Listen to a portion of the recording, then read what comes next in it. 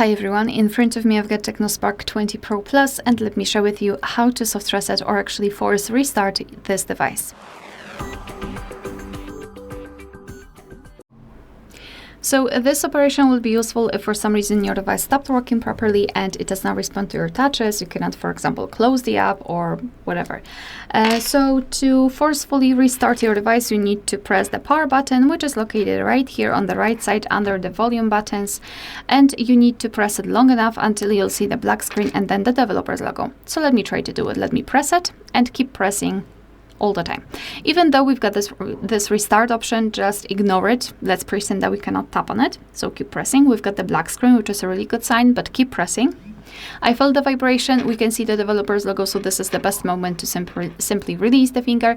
And now all we need to do is to wait until our device will be fully powered on again. Alright, so that will be all. Thank you so much for watching. Please hit the subscribe button and leave the thumbs up.